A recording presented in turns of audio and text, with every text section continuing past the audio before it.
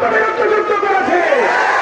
আজকে আমরা পরিষ্কার বলে দিতে চাই, তোমাদের আধিপত্যবাদের পৃষ্ঠা ভেঙে দেওয়ার জন্য 14 কোটি মুসলমান জিহাদের জন্য প্রস্তুত আছেন।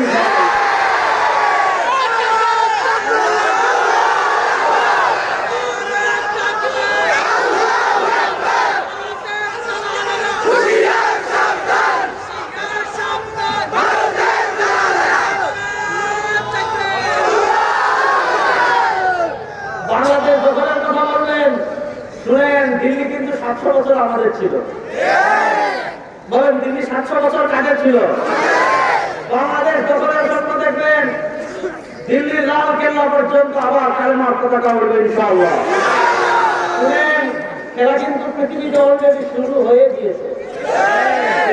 যারা আমাদেরকে বলতো আসেন খেলা হবে, যারা গত 15 বছর আমাদেরকে ডেকেছে আসেন খেলা হবে, আমরা 18 দিন যখন সেমিফাইনাল খেলা শুরু করেছি জুলাইয়ে, কোন খেলোয়াড়কে পাওয়া যায় না, সবাই পলায়ন করেছে। পৃথিবীর প্রান্তে প্রান্তে মুসলিম মুসলমানের খেলা শুরু হয়ে গিয়েছে। আফগানিস্তানে খেলা শেষ। বলেন, আফগানিস্তানে খেলা গত সপ্তাহে সিরিয়ায় মুসলমানরা বিজয় লাভ করেছে। বলেন আলহামদুলিল্লাহ। অনেক আলামতের একটা আলামত হলো নুজুল ঈসা। কিয়ামতের একটা মৌলিক আলামত হলো খুরুজুদ দাজ্জাল। দাজ্জাল দুনিয়াতে আসবে। দাজ্জাল দুনিয়াতে আসার পর কিয়ামতের 2 নম্বর মৌলিক আলামত নুজুল ঈসা। হযরত ঈসা আলাইহিস সালাম দুনিয়াতে আসবেন। ও মুসলমান, দিমাশকের যে মসজিদে আসমান থেকে 2 জন ফেরেশতার কাঁধে ভর করে ফজরের সময় হযরত ঈসা আলাইহিস সালাম যে মসজিদে অবতরণ করবেন, গত সপ্তাহে মুসলমানরা সেই মসজিদ বিজয় করে ফেলেছে। বাংলাদেশে কিন্তু আপনারা খালি আওয়ামী লীগের হারাইছেন, ব্যাপারটা এমন না। আওয়ামী লীগের সাথে সাথে ভারতের আধিপত্যবাদ এই দেশে পরাজিত হয়েছে। শুনেন, আমার নবী আমাদেরকে ভবিষ্যৎবাণী করে গিয়েছেন। শুনেন, আমাদের আকীদা দুনিয়ার সবকিছু মিথ্যা হতে পারে। বলেন, দুনিয়ার সবকিছু মিথ্যা হতে পারে, আমার নবীর একটা হাদিসও মিথ্যে হতে পারে না। আমার নবীর একটা ভবিষ্যৎবাণী মিথ্যে হতে পারে।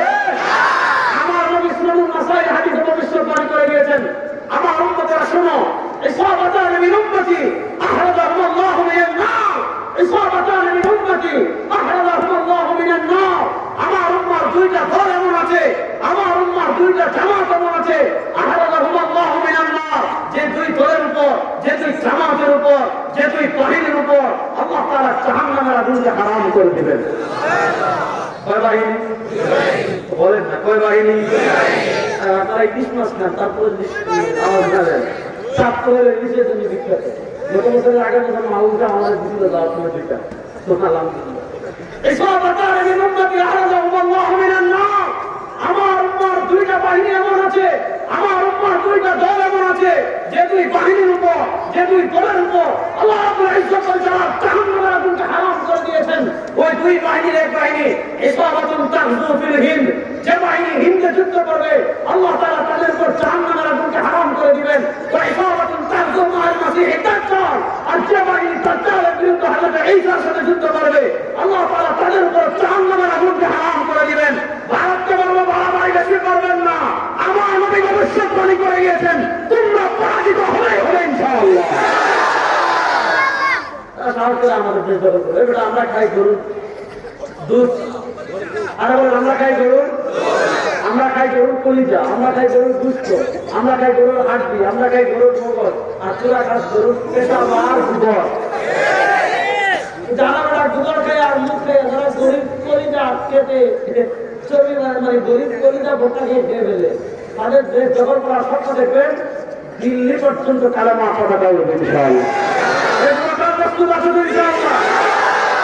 আধিপত্যবাদ যদি এই দেশকে আবার দখল করতে চায়, এই আধিপত্যবাদের হাত ভেঙে আমরা কোন আধিপত্যবাদকে ভয় পাই? আসেন, আল্লাহ তার নবীকে কেন পাঠিয়েছেন মনোযোগ প্রসঙ্গ এটা বুঝেন। মদিনার হক ইসলাম আসার পর পৃথিবীতে একমাত্র সত্য ধর্মের নাম ইসলাম। এটা আকীদা ক্লিয়ার। ইসলাম আবার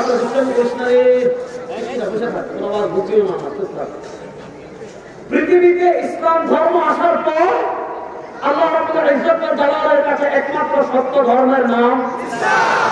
হ্যাঁ, পৃথিবীতে ইসলাম যে পরিমাণ সাম্প্রদায়িক সম্প্রীতি রক্ষা করেছে, আপনি আমাদের পার্শ্ববর্তী রাষ্ট্রের কথা দেখেন, এখানে মুসলমান সংখ্যাগরিষ্ঠ, হিন্দুরা সংখ্যালঘু, ওখানে হিন্দুরা সংখ্যাগরিষ্ঠ, মুসলমানরা সংখ্যালঘু। আচ্ছা বলে, এই 5ই আগস্টের পর কোন হিন্দুদের মন্দিরে কোন মুসলমান আক্রমণ করেছে? বলেন, এই চাঁদপুরে কোন হিন্দুদের দোকানে ধানা করা বন্ধ, চাঁদপুরে হিন্দুদের কোন দোকানে মুসলমানরা আক্রমণ করেছে? বলেন না, করেছে? হিন্দুদের কোন খেতে বা হিন্দুদের মাছ মারছে মুসলমানরা জোরপূর্বক নিয়ে গেছে? এমন যদি বাংলাদেশ নাই। এমনকি দেখেন, ইসকনের উগ্র সন্ত্রাসীরা আমাদের ভাইকে জবে করে, প্রকাশ্যে বিমানকে জবে করে শহীদ করার পর বাংলাদেশের কোন মন্দিরে মুসলমান আক্রমণ করে? কিন্তু আমাদের পার্শ্ববর্তী রাষ্ট্র দেখেন, বাবরি মসজিদকে শহীদ করে মন্দির বানানো হয়েছে। গুজরাটে সাম্প্রদায়িক দাঙ্গার নামে নরেন্দ্র মোদী কসাই হাজার হাজার মুসলমানকে হত্যা করেছে। কাশ্মীরে হাজার হাজার মুসলমানকে হত্যা করেছে।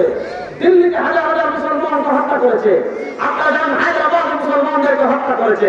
পৃথিবীর সবচেয়ে বেশি সাম্প্রদায়িক দাঙ্গা, পৃথিবীর সবচেয়ে বেশি সাম্প্রদায়িক সংখ্যালঘুদের উপর নির্যাতন এবং পৃথিবীর সবচেয়ে বেশি সাম্প্রদায়িক দাঙ্গা লাগিয়ে সংখ্যালঘু সম্প্রদায়কে যে রাষ্ট্রে হত্যা করা হয়, সেই রাষ্ট্রের নাম হল ভারত। অথচ বাংলাদেশে হিন্দুদের মন্দিরে কখনো আক্রমণ হয় না।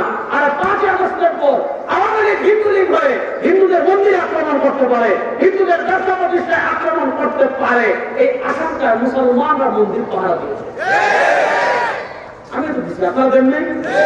মুসলমানরা দেয় নাই? তাহলে দেখেন, যারা মসজিদ ভেঙে মন্দির বানায়, কিন্তু ভালো করে মনে রাখবেন, এটা বেগম মসজিদ, ঠিক না? এটা চাঁদপুরের একটা ঐতিহ্যবাহী মসজিদ।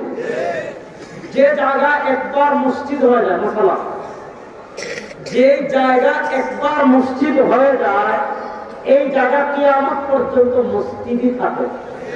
আবার বলেন, যে জায়গা একবার মসজিদ হয়ে যায়, ওই জায়গা কিয়ামত পর্যন্ত মসজিদই। এখন কোনো কারণে মনে করেন আপনি মসজিদটা ভেঙে ফেলেছেন, কোনো কারণে মসজিদটা আপনি এদিকে একটু স্থানান্তর করবেন, অথবা কোনো কারণে আপনি ওই জায়গা থেকে এখানে যে ওয়াজ হচ্ছে এই জায়গায় আপনি মসজিদ আনবেন, শরিয়ার মাসআলা হলো যেহেতু এই জায়গা আগে মসজিদ ছিল, এই জায়গায় এখন কিয়ামত পর্যন্ত মসজিদই থাকবে। এখানে আপনি বিল্ডিং বানাতে পারবেন না, এখানে আপনি দোকান বানাতে পারবেন না, এখানে আপনি মার্কেট বানাতে পারবেন না, এখানে আপনি গ্রামমাঠ বানাতে পারবেন না, এখানে আপনি ঘর বানাতে পারবেন না, এখানে আপনি রাস্তা বানাতে পারবেন না। যদি মসজিদ না থাকে, আপনি এই জায়গাকে এমন ভাবে আবদ্ধ করে রাখবেন যাতে দুনিয়াতে কোনো কাজে এটা ব্যবহার না হয়। কারণ যেই জায়গায় একবার মসজিদ হয়ে যায়, এটা কিয়ামত পর্যন্ত মসজিদ থাকে। শোনো, তোমরা 1992 সালে বাবরি মসজিদকে শহীদ করেছো, শহীদ করে আমরা দেখেছি গত বছর তোমরা সেখানে রাম মন্দির নির্মাণ করেছো। ভালো করে মনে রাখবো, যে মসজিদে মুসলমান 600-700 বছর নামাজ পড়েছে, যে মসজিদ মুসলমানের ঐতিহ্যবাহী বাবরি মসজিদ, তোমরা 1টা না, 2টা না, 3টা না, 5টা না, 7টা না, যদি 10টা রাম মন্দিরও বানাও, মুসলমানদের কাছে এটা বাবরি মসজিদই থাকবে। শুনো, সময় আর বেশি দিন বাকি নয়, তোমরা পরাজিত হবেই হবে, রাম মন্দির আবার বাবরি মসজিদ হবে ইনশাআল্লাহ। রাম মন্দির আবার বাবরি মসজিদ হবেই হবে ইনশাআল্লাহ। আপনারা দেখেন, যাদের দেশে মসজিদ ভেঙে মন্দির হয়, হাজার হাজার সংখ্যালঘু মুসলমান খুন করা হয়, তারা আমাদের দেশ নিয়ে কয়েকদিনে তাদের চিন্তার কোনো শেষ নেই। ওই যে বলছিলাম না, ভাদ্র মাসের টুকটা কামড় দিয়ে যাওয়া, এরকম হয়ে গেছে তারা। কিন্তু আমাদের দেশে হিন্দুরা নিরাপদ কি নিরাপদ না? বড় আস্থা বললেন, এদেশের হিন্দুদের প্রতি কেউ যদি অন্যায় জীবন করতে চায়, তাহলে হিন্দুদেরকে নিরাপত্তা দেওয়ার জন্য আমরা আছি ইনশাআল্লাহ।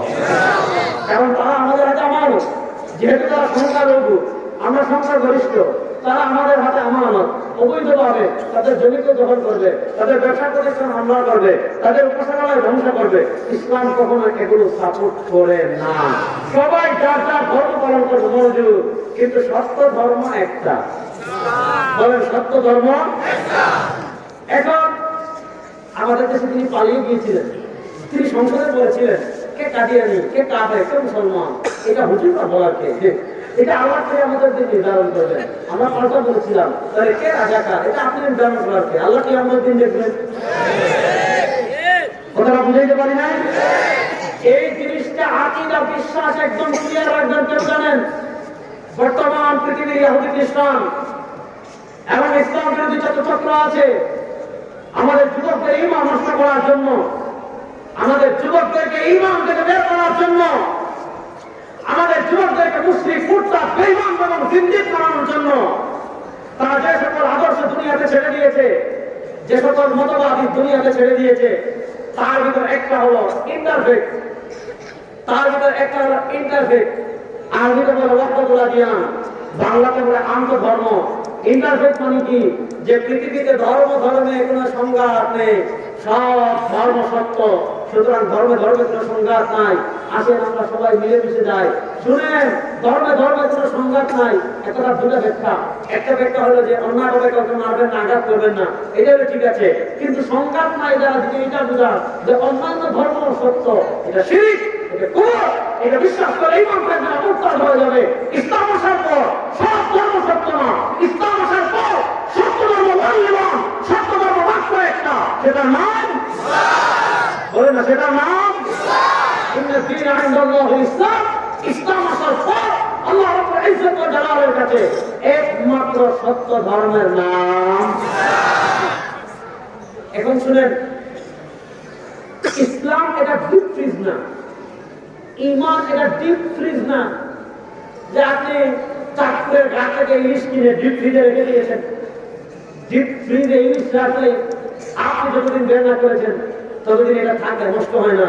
তো আমরা মনে করি কালেমা একবার করে ডিপ ফ্রিজে ঢুকিয়ে দিলে আর এটা বের হয় না। না, ঈমান ভঙ্গের কিছু কারণ আছে না নাই? আর আপনি বলেন ঈমান ভঙ্গের কিছু কারণ আছে না নাই? দুটা কারণ বলি, দুটা কারণের ভিতর ট্রান্সজেন্ডার হবে। একটা জিনিস বুঝেন, পৃথিবীতে বিধর্মীরা তাদের ধর্মীয় অনুষ্ঠান পালন করবে, কিন্তু বিধর্মীদের কোন ধর্মীয় অনুষ্ঠানে যেখানে শিরক হয়, কুফর হয়, আল্লাহর শানে বেয়াদবি হয়, আল্লাহর সাথে শিরক করা হয়, আল্লাহর সাথে কুফর করা হয়, এমন কোন বিধর্মীদের ধর্মীয় অনুষ্ঠানে অংশগ্রহণ করা কোন মুসলমানের জন্য জায়েজ নয়। যেমন আজকে হলো 9 ডিসেম্বর, আর 3 দিন পর 23, 24, 2 দিন পর 3 নম্বর দিন 25 ডিসেম্বর। 25 ডিসেম্বর দেখবেন খ্রিস্টানরা এটাকে ক্রিসমাস ডে হিসাবে পালন করে। ক্রিসমাস ডে মানে কি? ক্রিসমাস ডে মানে বড়দিন। বড়দিন মানে কি? খ্রিস্টানরা বলে তাদের নবী ঈসা আল্লাহর ছেলে। আলহামদুলিল্লাহ, বাসায় গিয়ে ফিরে বলবো। আচ্ছা বলেন, আল্লাহর কোন ছেলে আছে? সবাই হাত তোলেন। আল্লাহর কোন ছেলে? লাম ইয়ালিদ ওয়ালাম বলেন, লাম ইয়ালিদ ওয়ালাম। আমাদের আল্লাহর কোন পিতা সন্তান? আচ্ছা এবার বলেন, কেউ যদি বলে আল্লাহর পোলা আছে, মুসলমানরা কাফের। রাষ্ট্র বলেন। এখন আপনি যদি মনে করেন ঈসা আল্লাহর ছেলে, আপনি যদি মনে করেন উযাইর আল্লাহর ছেলে, আপনি যদি মনে করেন মারিয়াম আল্লাহর স্ত্রী, এবং আপনি আল্লাহর জন্য পোলা বানাইলেন, আল্লাহর জন্য স্ত্রী বানাইলেন, আল্লাহর জন্য পোলা কিংবা স্ত্রী বানিয়ে আপনি যদি সারাদিন নামাজ পড়েন, আপনি যদি সারাদিন পূজা রাখেন, আপনি যদি সারাদিন ইবাদত করেন, আপনার ইবাদতের কোনো দাম আল্লাহর কাছে। তো খ্রিস্টানরা যেহেতু তাদের নবী ঈসাকে আল্লাহর ছেলে মানে, এখন তাদের আল্লাহর ছেলে, তাদের আকীদা মতে জন্মগ্রহণ করেছেন 25 ডিসেম্বর। যেহেতু আল্লাহর ছেলে, খ্রিস্টানদের আকীদা মতে ওই দিন আল্লাহর ছেলে জন্মগ্রহণ করেছেন, আর দুনিয়াতে যেই দিন আল্লাহর ছেলে জন্মগ্রহণ করেছেন ওই দিন ছোট দিন হতে পারে না, ওই দিন স্বাভাবিক কোনো দিন হতে পারে না। এই জন্য খ্রিস্টানরা 25 ডিসেম্বরকে ক্রিসমাস যে কথা বড়দিন পালন করে। এবার কোন মুসলমান কখন ক্রিসমাস ডে পালন করতে পারে? কোন মুসলমান ফেসবুকে হ্যাপি ক্রিসমাস ডে শুভ বড়দিন লিখে স্ট্যাটাস দিতে পারে? কোন মুসলমান ফেসবুকে শুভ জন্মদিন অথবা হ্যাপি ক্রিসমাস ডে লিখে কমেন্ট করতে পারে? অনেক সময় একটা পোস্ট, একটা কমেন্ট আপনার মধ্যে বুঝবেন না। দেখেন, আপনি মূর্তি পূজা হচ্ছে, মূর্তি পূজা হচ্ছে, আপনি ওখানে গিয়ে নাচানাচি করতেছেন, হিন্দুরা মূর্তির নামে যে প্রসাদ বানিয়ে সেটা খাচ্ছেন। আমাদের বাংলাদেশের মন্ত্রী ছিল চট্টগ্রামে, সে মূর্তি পূজায় গিয়ে বলেছে আমার ঈমান তো দুর্বল নয়, আমার ঈমান তো দুর্বল নয় যে আমি যদি মূর্তির সামনে নাচানাচি করি, আমি যদি প্রসাদ খাই, মোল্লা মৌলবীদের মতো আমার ঈমান তো দুর্বল না, যে প্রসাদ খেলে আমার ইমান চলে যাবে। আমরা বলি তোর ইমান থাকলে না ওরা যাইবে। তুই যে বলতেছ যে মূর্তির সামনে মাথানাসি করলে তোর ইমান চলে যাবে, যাবে না। আর ওটা ইমান যাবে কি না যখন থাকলে না প্রশ্ন আসবে। তুই তো স্কুলের দালাল, তোর ইমান নাই, যাবে কি? তাহলে বোঝা গেল বিরোধীরা কোন ধর্মীয় অনুষ্ঠানে কোন মুসলমান অংশগ্রহণ করতে পারে। এবার আসেন আরেকটা বিষয় বলি, ইমান বিরোধী, তাহলে বুঝবেন আমাদের আদি পিতাকে আর জাতির পিতাকে। ভয় পায় বুঝছেন, আর এখানে আওয়ামী লীগ চাই যদি বলে আমাদের জাতির পিতাকে, আর আমাদের আওয়ামী লীগের ডরাই বিএনপি, ভারত, আমরা ডরাই একমাত্র কাকে? আওয়ামী লীগের আমাদের আমরা ভয় পাইছি, এবং তার ভয় পাওয়ার প্রশ্নই আসে। তাহলে বলেন আমাদের আদি পিতা, আমাদের আদি পিতা আর আমাদের জাতির পিতা ইব্রাহিম। আল্লাহ বলেন তোমাদের জাতির পিতা ইব্রাহিম। সরকারে দু আরব সাল্লাল্লাহু আলাইহি ওয়াসাল্লাম নিজে তার পরিচয় দিচ্ছেন, আনা ইবনে আব্দুল্লাহ, আমি আব্দুল্লাহ ইবনে মুহাম্মদ সাল্লাল্লাহু আলাইহি ওয়াসাল্লাম, আনা মিন কুরাইশ। আল্লাহ তাআলা আমাকে পৃথিবীর শ্রেষ্ঠ ধর্ম কুরাইশে পাঠিয়েছেন। আনা দাওয়াতু আবি ইব্রাহিম, আনা দাওয়াতু আবি ইব্রাহিম, আনা দাওয়াতু আবি ইব্রাহিম। আমার পরিচয় জানো, আনা দাওয়াতু আবি ইব্রাহিম। আমি আমাদের জাতির পিতা ইব্রাহিমের দোয়ার করতাম। তাহলে আমাদের আদি পিতাকে, আদি পিতা ইব্রাহিম, আদি পিতাকে। এবার বলেন আদমকে সৃষ্টি করেছেন কে? বলেন আদমকে সৃষ্টি করেছেন কে? আল্লাহ। বলেন আদমকে সৃষ্টি করেছেন কে? আদমের আগে পৃথিবীতে কোন মানুষ ছিল? এবার বলেন আদমের পরিচয়, তিনি পুরুষ না মহিলা? মহিলা। আদম আলাইহিস সালাম পুরুষ না মহিলা? আদম আলাইহিস সালাম ওয়ালাকাদ খালাকনাল ইনসান মিন সুলালাতিন মিন তিন। আল্লাহ আদমকে সৃষ্টি করেছেন মাটি দিয়ে। আদম আমাদের মতো এরকম ছোট্ট ছিলেন না। আদম কেমন ছিলেন, কতটুকু ছিলেন? ইমাম বুখারী সহিহ বুখারীতে হাদিস এনেছেন, ওয়া কানা তুলুহু 60 যিরাআ, আরবিতে 1 যিরা মানে 1 হাত। আদম আলাইহিস সালাম তার হাতে 60 হাত লম্বা ছিলেন। সুবহানাল্লাহ। এরপরে পৃথিবীর বয়স এগিয়েছে, মানুষ আরো খাটো হয়েছে, আরো খাটো হয়েছে, আরো খাটো হয়েছে। প্রথম মানুষ 60 হাত, সর্বশেষ সরওয়ারে দু আলমের উম্মত প্রত্যেকেই আমরা নিজেদের হাতে 3.5 হাত। একদম সাফিসিয়েন্সি দিয়ে আছে, সেও 3.5 হাত, আমিও 3.5 হাত, মাহমুদ সাহেব 3.5 হাত, আমার নানাও 3.5 হাত, আপনারা যারা আছে সবাই যার হাতে 3.5 হাত। তাই বলেন পৃথিবীর প্রথম মানুষ আদম। বলেন পৃথিবীর প্রথম মানুষ আদমকে সৃষ্টি করেছেন কে? তাহলে আমরা আদমের সন্তান। বলেন আমরা। আদম আলাইহিস সালাম জান্নাতে ঘুমিয়েছেন, আল্লাহ আদমের বাম পাঁজর থেকে হাড় নিয়েছেন। মনোযোগ, আদম আলাইহিস সালাম জান্নাতে ঘুমিয়েছেন, আল্লাহ আদমের বাম পাঁজর থেকে হাড্ডি নিয়েছেন। ওই হাড্ডি থেকে আল্লাহ সৃষ্টি করেছেন হাওয়াকে। আদমের পরিচয়, তিনি পুরুষ।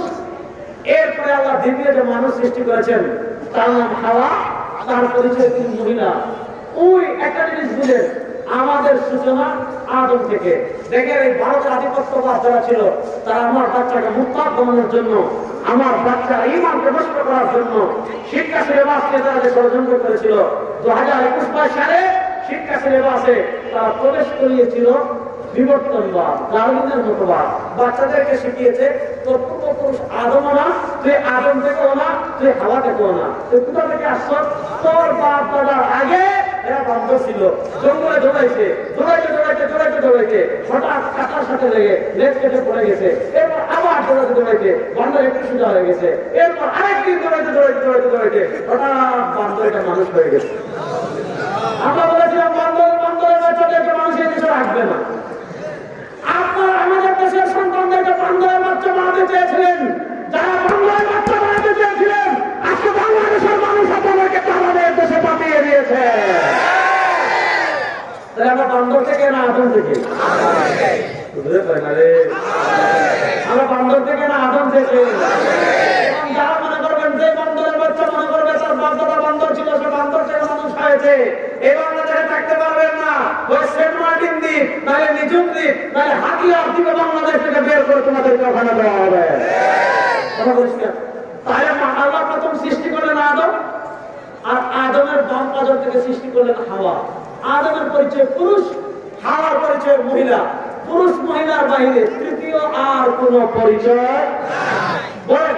মানুষের পরিচয় দুটা, বলেন না মানুষের পরিচয় কয়টা? বলেন না মানুষের পরিচয় কয়টা? হয় পুরুষ না হয়, বলেন হয় পুরুষ না হয়। এটা প্রশ্ন করতে হবে হিজরা, হিজরা এরা তৃতীয় লিঙ্গ না? না না, হিজরা দেখতে হবে তার ভিতর পুরুষের আলামত পাওয়া যায় কিনা। অর্থাৎ পুরুষের দাড়ি উঠে, বুক উঠে, কণ্ঠ শক্ত হয়, শরীর শক্ত হয়, আর পুরুষের যে আলামত গুলো আছে, যদি পুরুষের আলামত পাওয়া যায় এই হিজরা হবে পুরুষ। যদি মহিলার আলামত পাওয়া যায় এই হিজরা হবে মহিলা। কিছু হিজরা হবে পুরুষ, কিছু হিজরা হবে মহিলা, তাদের তৃতীয় কোনো পরিচয় নাই। হযরত আলী রাদিয়াল্লাহু আনহু যুগে এক হিজরা বের হয়েছে, যা কিছু আলামত থেকে বোঝা যাচ্ছে সে পুরুষ, আমার কিছু আলামত থেকে বোঝা যাচ্ছে সে মহিলা। এখন সে পুরুষ হবে নাকি মহিলা হবে, তার ব্যাপারে ফয়সালা কি হবে? হযরত আলী রাদিয়াল্লাহু আনহু ডাকলেন, দেখে দেখেন আসলে তো বাস্তব বোঝা যায়, কিছু আলামত দেখলে বোঝা যায় পুরুষ, আবার কিছু আলামত দেখলে বোঝা যায় মহিলা। হযরত আলী রাদিয়াল্লাহু আনহু বললেন তার বাম পাজরের হাড্ডি গুলো, কারণ পুরুষের বাম পাজরের হাড্ডি একটা কম, মহিলার একটা বেশি। কারণ ওই যে আল্লাহ আদমের বাম পাজর থেকে হাড্ডি নিয়ে হাওয়াকে সৃষ্টি করেছেন, ওইটা স্মৃতিস্বরূপ প্রত্যেক পুরুষের বাম পাজরের হাড্ডি একটা কম হয়। হযরত আলী রাদিয়াল্লাহু আনহু বললেন এর অন্যান্য আলামত দিয়ে বোঝা যাচ্ছে না, এক কাজ করো তার পাজরের হাড় গণো, যদি একটা কম হয় বুঝবেন পুরুষ, আর যদি সমান সমান হয় বুঝবেন মহিলা। তাহলে বোঝা গেল হিজরা এটা তৃতীয় লিঙ্গ না, হিজরা তারা হয় পুরুষ না হয় মহিলা। যেখানে হিজরা পুরুষ ও মহিলা, ইসলামের তৃতীয় লিঙ্গ বলতে কিছু নাই, সেখানে ট্রান্সজেন্ডার বলতে কিছু থাকার প্রশ্নই আসে। ট্রান্সজেন্ডার মানে কি? আপনি বড় হয়েছেন, আপনার দাড়ি উঠছে, মুখ উঠছে, সামনে রাস্তা দিয়ে পেশাব করতেছেন, এটা আপনার পুরুষ হওয়ার জন্য যথেষ্ট না। তাহলে কি করতে হবে? আপনার মনকে জিজ্ঞাসা, অর্থাৎ আপনি পুরুষ নাকি মহিলা এটা সিদ্ধান্ত দিবেন মন। আপনার পুরুষ হওয়ার পর আপনার মন যদি বলে আপনি মহিলা, তাহলে আপনি মহিলা। আর আপনার মহিলা হওয়ার পর কিছুদিন পর আপনার মনে হইতেছে যে আমি তো মহিলা না, আমি পুরুষ, তাহলে আপনি পুরুষ। আচ্ছা বলেন, যারে আল্লাহ পুরুষ হিসাবে সৃষ্টি করেছে সে যত অপারেশন করুক আর যা কিছু করুক, জীবনে সে মহিলা হতে পারবে? মহিলার গর্ভে বাচ্চা আসে। আচ্ছা বলেন, যাকে আল্লাহ পুরুষ হিসাবে সৃষ্টি করেছেন সে মহিলা হয়ে জীবনে গর্ভবতী হতে পারবে? যাকে আল্লাহ মহিলা হিসেবে সৃষ্টি করেছেন সে কখনো পুরুষ হতে পারবে? তাহলে বোঝা গেল ট্রান্সজেন্ডার এটা কোন মানুষদের মতবাদ না, যারা কুকুর, বিড়াল, মহিষ, ছাগল, বান্দর, তাদের মতবাদ হলো ট্রান্সজেন্ডার। গত বছর 2023 সালে আমাদের শিক্ষা সিলেবাসে পড়ানো আর কিছু পায় না। জানুয়ারিতে মূলত ডিসেম্বর শেষ হচ্ছে এই বছর 24-এর শিক্ষা সিলেবাসে যারা ট্রান্সজেন্ডার ঢুকিয়ে আমাদের বাচ্চাদের ইমান, আকীদা, তাহদীদ, তামাদ্দুন নষ্ট করেছিল, আল্লাহ কি কারিশমা, জানুয়ারিতে তারা পাওয়ার দেখিয়েছে, ডিসেম্বরে লাল বাতি ধরে গেছে। আজকে শিক্ষা ছিল, আপনি দেখেন আমাদেরকে তারা অবহেলা করতো, এখন শিক্ষা উপদেষ্টার সাথে দেখা করেছি, এনসিটিভির চেয়ারম্যানের সাথে দেখা করেছি, বলেছি চলবে না, তারাও বলে চলবে না। বই ছাপা হচ্ছে 2012টা, এগুলাকে ট্রান্সজেন্ডার, মাসজেন্ডার এগুলো থাকবে না ইনশাআল্লাহ বলে। তাহলে মূল কথায় আসেন, রাত অনেক হয়ে গিয়েছে, মূল কথায় আসি। আল্লাহ তাআলা তার নবীকে একটা সত্য ধর্ম দিয়ে পাঠিয়েছেন, আবার বলেন সেই সত্য ধর্মের নাম, উচ্চ আওয়াজে বলেন সেই সত্য ধর্মের নাম। আল্লাহ তাআলা তার নবীকে সত্য ধর্ম ইসলাম দিয়ে কেন পাঠিয়েছেন? মাজারে ইউজ করার জন্য না, জুমাবারে জুমার নামাজের পর জিলাপি খাওয়ার জন্য না, আপনি ধর্ম হিসেবে করে জিলাপি খাওয়ার জন্য না। আল্লাহ তার নবীকে সত্য ধর্ম দিয়ে জন্য পাঠান নয়, আপনি শাস্ত্রের মাধ্যমে ল্যাংটা রাস্তায় গিয়ে নাচানাচি করার জন্য না। আল্লাহ তার নবীকে সত্য ধর্ম দিয়ে দুনিয়াতে কেন পাঠিয়েছেন? আল্লাহ তার নবীকে সত্য ধর্ম দিয়ে দুনিয়াতে এজন্য পাঠিয়েছেন, লিইয়ুযহিরাহু আলা দ্বীনি কুল্লিহি। আর ইহুদিবাদ বলেন, খ্রিস্টবাদ বলেন, হিন্দুত্ববাদ বলেন, সেকুলারিজম বলেন, ডেমোক্রেসি বলেন, সোশ্যালিজম বলেন, মানুষের যত তন্ত্র আছে, যত ধর্ম আছে,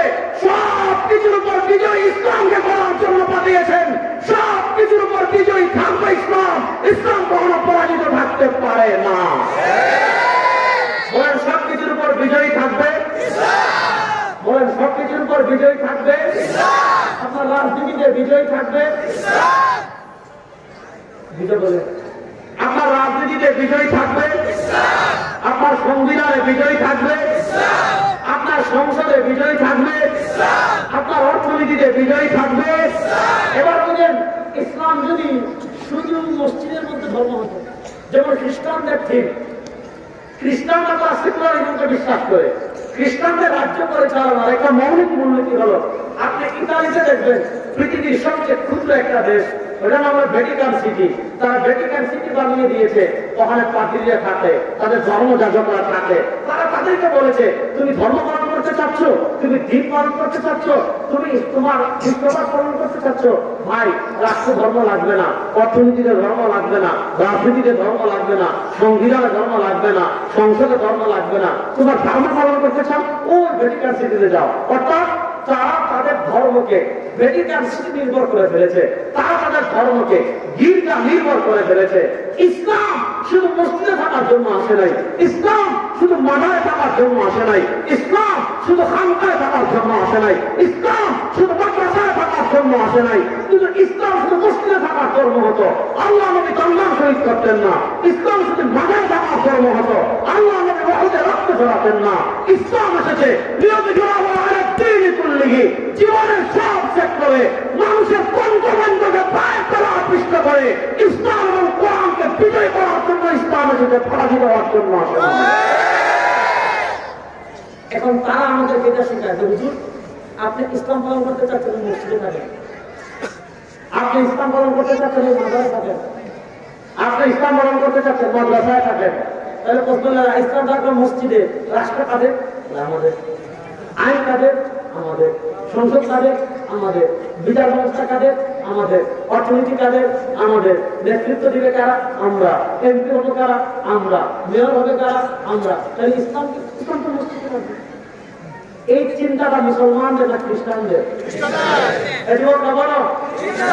এই চিন্তাটা মুসলমানদের না খ্রিস্টানদের?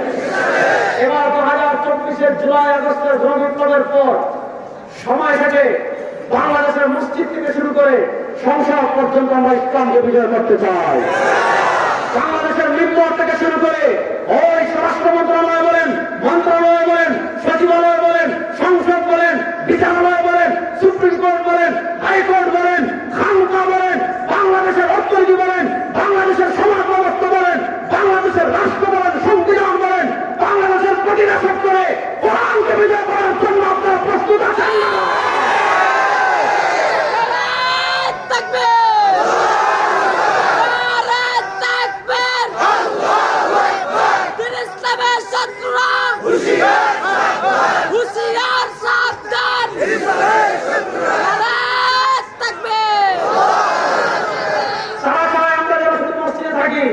সময় থেকে এখন মসজিদের বৃত্ত ভেঙে সংসদেও কোরআনের আলো জ্বালাতে হবে ইনশাআল্লাহ।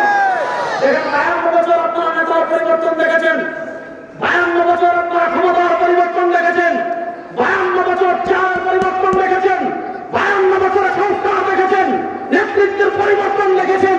খুন বন্ধ হয় নাই, ঘুম বন্ধ হয় নাই, চাঁদাবাজি বন্ধ হয় নাই, টেন্ডারবাজি বন্ধ হয় নাই, কায়নাগর বন্ধ হয় নাই, বিদেশের টাকা পাচার বন্ধ হয় নাই, অন্যায় বন্ধ হয় নাই।